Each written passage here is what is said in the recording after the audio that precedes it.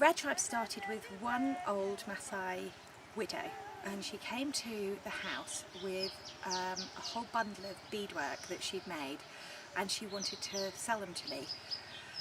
And I thought, gosh, this woman's business minded, and she's also very talented. So I just sat with her and we had a really good chat, and together we designed a pair of earrings, and she made them and I sold them, and people seemed to really like them. And with that money we bought a few more beads, and we slowly grew the project like that, just organically. As it grew, we brought more women in, and we brought women who were vulnerable and perhaps needy, but also who were talented at beadwork, and they came to join the project. You're also an artist yourself, you're a painter, aren't you? I am a painter, yes. And how does that help with the project, or help you? I would say I have a love for colour, and I would say that is one of the biggest things that I love about the beadwork as well, and it really taps into who I am. I think it also helps me to relate to the women as well, because I think they have the same love, and so. But they like different colours to you, don't they? It's very different taste. I think so. I think it's very different tastes. I mean, I think the beadwork that they wear is really bright. It looks fabulous on them, and suits who they are and where they are. It doesn't look so good on white skin, and I tend to work with more subtle colours, but nonetheless it's an appreciation of colour.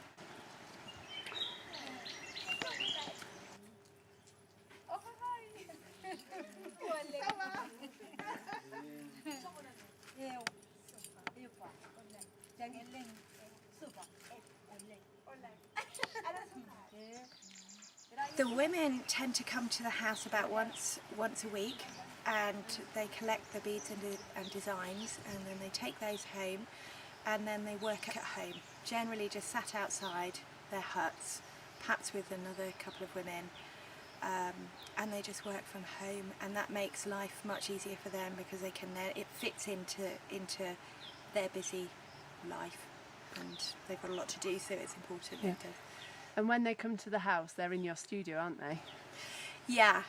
So how do you find that? Because that's your sort of personal family home, isn't it? Yeah, it's fine, and they're so lovely. I mean, it can be a bit crazy and a bit busy at times, because you're having 20 women in a very small space all chattering and stuff is can be a bit crazy, but it's fun and it's vibrant, and we meet every week, and it's a big social, and everyone drinks chai and chats and just has a good time. He's not going to help you, Pedro. You just have to face facts. There's more of us than there are of you.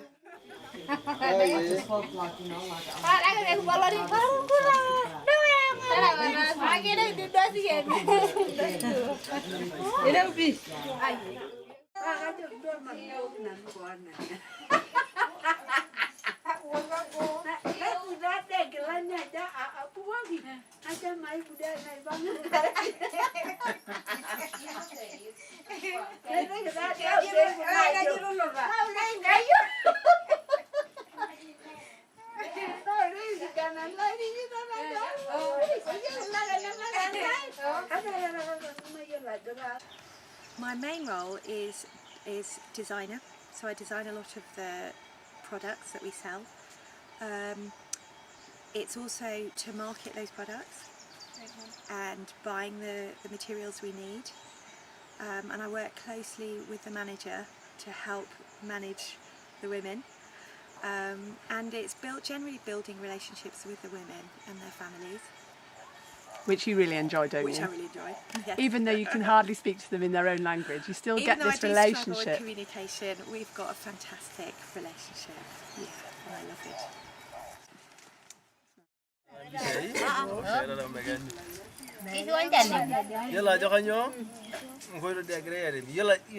My name's Pelua Olesiloma, and married. I've got a family of 3. I've got 2 girls and 1 boy, and I'm the project manager, Red Tribe Beadwork project manager.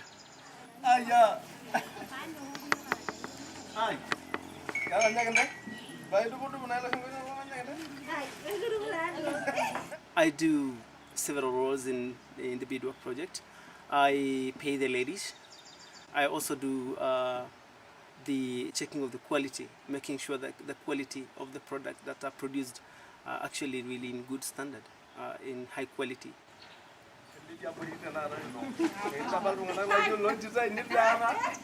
Sometimes the men, they call me Olosayen, which means beadwork boy. And I like it because it's a very nice name to me. I like that. But Good. It's a good job you like it, isn't it? so I feel comfortable with that. Okay. I feel that. Yeah, that's nice. okay. Yeah. Okay. Is this an order then you're doing, Pelua? Yes, this is an order that we are trying to do. That goes to. Yeah, where's it going? This is going to South Africa. We're just about to do a photo shoot to get some pictures for our shop.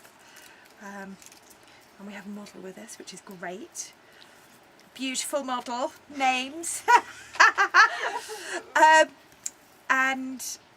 Yeah, so we're just about to take some photos. The money that the beadwork women earn generally goes to looking after their families. So it will go to their children's education, it will go towards buying food, it will go towards buying clothes for their children. Generally, when you employ women, the money they earn goes to their families. Where do you see Red Tribe going in the future? I think one of the purposes of Red Tribe is first of all to help empower the women and to give them an income to feed and educate their families, but also to help make our little Maasai Academy sustainable. What's Maasai Academy? Maasai Academy is a school that we have helped develop, and it's growing, and we've nearly finished building all the classrooms. It's growing organically in the same way that beadwork grew. So as the classes go up a year, we build a new classroom, and schools need money to run, and the beadwork is helping to generate income for that, to create sustainability. I love your beads. Yeah, it's so nice. Do these symbolise anything, these beads? Yes. Yeah, some do.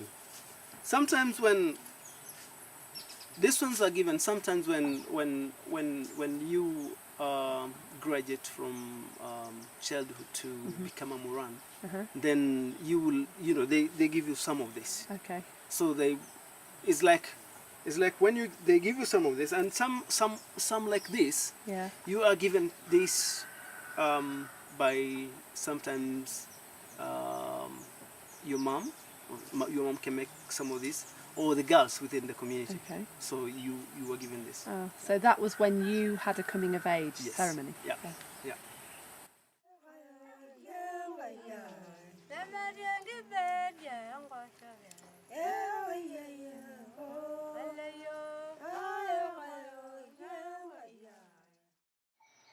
Girls will get to a certain age, and it would be once they hit puberty, they would then go through the rite of passage of circumcision, and after that they'd be ready for marriage, and that can be as young as 11. So the girls don't have a lot of choice in the matter. And once they are circumcised, they're ready for marriage, and they can be as young as 12 or 13. And it's totally accepted by everybody in the community, would you say? It's accepted by the majority in the community, the vast majority, yes. I would say there's a handful of people who are starting to rethink. She's Nonkokwa, Yes. and she's one of our beadwork project lady, and she's really, really lovely. She makes very nice stuff, high quality. She's here every day. Yeah. Yeah. So she also does finishing. Okay. So she's fantastic. Okay. Ilarina just signed the marayola jo njera.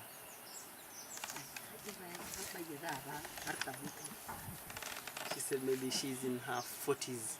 Around her 40s. Yeah. Because the Maasai don't really know when they're born, do They they? don't really know when they're born. No. Yeah. Okay. Na kajan toye. Okay. So she has got 7 girls and 2 boys. She's got 7 girls. Yes, 7 girls and 2 boys. Oh my goodness. And what's her thoughts on circumcision? Because with 7 girls, she must have an opinion about what should happen to them. What does she think? Nakejura ma tenduare no. Esia yamara rondo ye. Ka duare yare de mara rondo ye.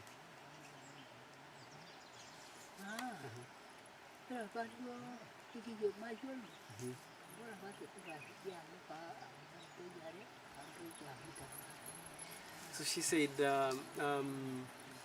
before she in the beginning when she circumcised 2 of her girls, and she started getting about circumcision is no good, and then from then, and then within the Bible, he said she read, and it was really clear that girls should not be circumcised. And then she decided not to, to go against now the issue of circumcision. And from the other 4 girls, the other 5 girls are not circumcised at all. Okay. So, and then from then, she started now the fight against girls' circumcision. And then now, she stands like saying that I will not circumcise my girls, and I don't want also to see other people probably doing it. Does she talk to the other women about her opinions on circumcision? How does she interact?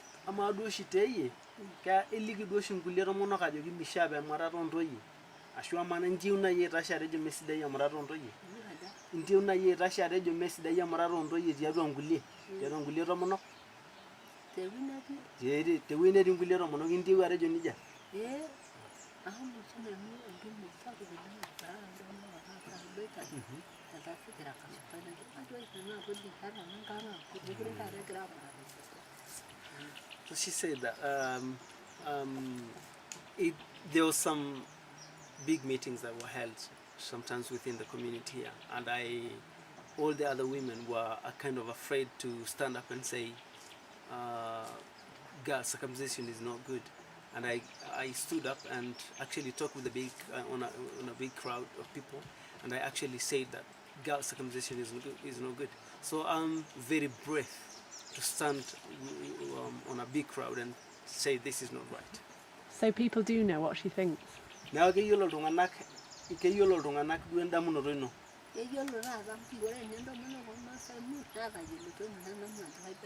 She's saying everyone within the community here knows that I don't want it.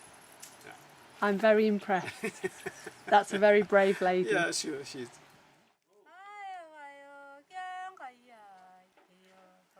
What we'd love to see is more girls being able to go to school and to be able to understand a little bit more about what's possible for them and their potential, and to be able to make an informed choice about their future. So by going to school, it would mean that the whole process will be delayed, and by that point they may be in a position to make more of a choice in it. It empowers them, doesn't it, education, basically? The education will empower these girls to be able to make choices for themselves.